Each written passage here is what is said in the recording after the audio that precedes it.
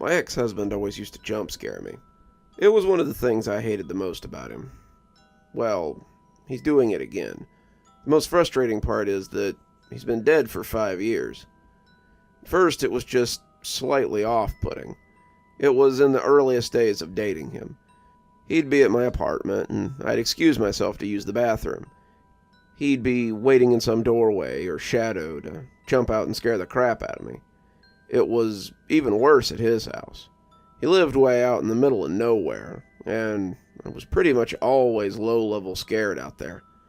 But then he'd leap out from around a corner, and I'd be so scared I'd pee myself. I'd be ready to break up with him then and there, every time. In retrospect, that's obviously what I should have done. But I guess we all ignore our own inner voices sometimes, don't we? Well, obviously, or there wouldn't be so many people posting on No Sleep, trying to get other people to help them with dire problems they created by doing something stupid. Yet, here we are. I don't know why I let it slide, honestly. And that was only one of the many things about him that was terrible. Nonetheless, I repeatedly told him to cut it out, and I repeatedly did nothing when he failed to cut it out. Eventually, I even married him. He had 2 kids from a previous marriage who stayed with us a lot. And when they were there were also nieces and nephews staying over. I always liked when there was a house full of kids. It made the old, drafty, falling-down farmhouse we lived in slightly less terrifying. But you could count on my ex-husband to screw up a good thing. We were in the living room with all the kids. It was late at night. The kids were all still rowdy and playing around, he and I on the couch. There was a scary movie playing, which nobody was really paying any attention to. But Eric, my ex, got a funny look on his face and said quietly to me, "Watch this." Then he put his fingers to his lips to express that I should keep quiet. I instantly knew he was probably thinking of orchestrating some huge jump scare on all these kids. Even though he had actually given me a warning at least, I just didn't want him to do it. The youngest kid was only 4. I knew it would immediately kill the good vibes. I tried to protest, but he shushed me again, then scurried off to some other part of the house, unnoticed by any of the kids. I sighed angrily. I even tried to warn the kids, but they were all hyper and not really listening. Seconds later, Eric showed up outside the screen door and revved his chainsaw. The kids lost it. One of his daughters actually blasted backwards and got airborne in her desperation to get away from the door. The 4-year-old, of course, burst into hysterical tears, and soon they were all crying. Now, some of you reading this are probably laughing and thinking, that's actually pretty funny. But the thing was, it was just so damn old. He did this dumb crap all the time. Plus, the world can really be boiled down into precisely 2 types of people. People who think it's funny to scare 4-year-olds so they cry, and people who don't. So, readers, I suppose you've sorted yourselves into teams at this point. Fast forward a few years from the dumbass chainsaw incident, and Eric and I had a son of our own. The thing about our son was that he had major, and I mean major, heart problems at birth. He had to have open-heart surgery, and he had a slew of other complications. No, that's not the point of the story, but just know that the first 8 months of his life were very touch and go. Then he was finally doing better, stronger even, able to do more. He was 9 months old, sitting on my lap, facing me. We were playing and chatting with each other when Eric lunged up behind me, grabbed him, and shouted. My little son did that thing little kids do when, for 1 full second, you don't know if they're going to burst into hysterical tears or laughter. In the end, my son burst into laughter. So did Eric. I, on the other hand, was livid. Who jump scares an infant, first of all? Secondly, who the hell jump scares an infant heart patient? That was probably the rudest I've ever been to Eric about the jump scare thing. But he just kept laughing. Laughing the whole thing off, like he always did. Anyway, that wasn't why I divorced him. But we were divorced by the time our son was 3. We shared custody, and it went about how you'd expect things to go with a douchebag. But life proceeded, I suppose. When our son was about 10, he went through this phase where he started getting insanely jumpy. I mean, he just seemed incredibly paranoid. If I walked close to him or made any sudden movements, he'd flinch, almost like he thought I was going to hit him. At first, it actually sort of hurt my feelings. I had never hit my son. I didn't understand why he was being so jumpy with me. Then it started to scare me, because I wondered if someone else was hitting him. Maybe he was being bullied at school.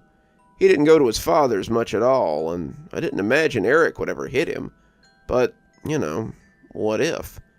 Then I remembered the jump scaring. I finally thought to ask my son about it. He immediately revealed that, yeah, his dad jump scared him. All the time. "It's kind of annoying, Mom," he told me. Well, yeah, I thought. I couldn't believe I'd forgotten about it. I was so mad. He only spent limited time with our son. Why was Eric spending it jump scaring him so much that it was making him nervous and anxious all the time? What kind of crap was that? The problem was that Eric was the sort of co-parent that if I asked him for help with anything, or to back me up on anything, he'd do the exact opposite, just to be spiteful. Asking nicely never worked with him. So, if it wasn't something court-ordered, I didn't even really bother asking, because I knew he would just get worse. And let's face it, no family court is going to give a crap about somebody getting scared. I was mad as hell, but there wasn't really much I could do about it. Fortunately, he took the liberty of dying, and that took care of it. I don't mean to sound callous.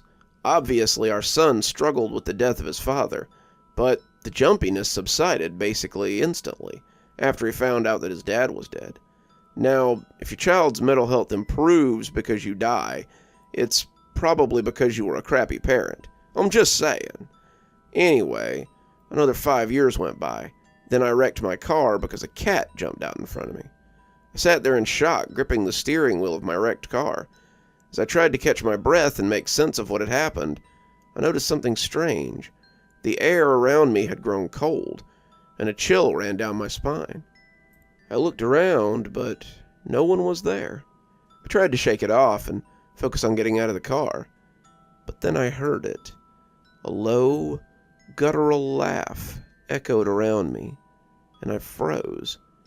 It sounded like my ex-husband's laugh, the man who had tormented me for years, emotionally and physically. I felt a surge of anger and fear wash over me, and I knew I needed to get out of there. I managed to escape the car and run to my house, but the eerie feeling never left me. Over the next few days, strange things started happening. I would hear footsteps in the hallway, even though no one was there. Objects would move on their own, and the temperature would drop suddenly. As I walked by the window glass on the shop on a sunny day, my own reflection seemed to lunge at me, and it scared the life out of me. A drinking glass exploded on the counter. Doors slammed in the night. Books fell from the shelves, landing with a thunk and a plume of dust. As the days passed, I realized that it wasn't just any spirit haunting me. It was my ex-husband. He was using his new ghostly powers to jump scare me from beyond the grave. The realization left me terrified. If he could do all this, what else was he capable of? I tried to find help, but no one believed me. They thought I was just imagining things or suffering from post-traumatic stress. Sleep-deprived and desperate, I found myself in a police station, explaining the whole thing to a frazzled cop. He glared at me tersely, and I ended up feeling like an idiot. A gunshot rang out even as I told my story. The entire precinct jumped at what ended up being a gun going off by accident. Even so, the cop didn't believe me, of course, and sent me out into the rainy night, terrified of my own shadow. I was alone, trapped in a nightmare that I couldn't escape from. Now, as I sit here in my dark and silent house, I can feel his presence all around me. I was awoken moments ago when the bedroom door cracked violently into the wall. I know that at any minute he could jump scare me again, and this time I fear it won't be a harmless prank. I'm sitting here curled in a ball, shaking as I type this. I'm just trying to get it out, trying to leave behind my story, because I know it's only a matter of time until he scares me to death. Good evening, everyone.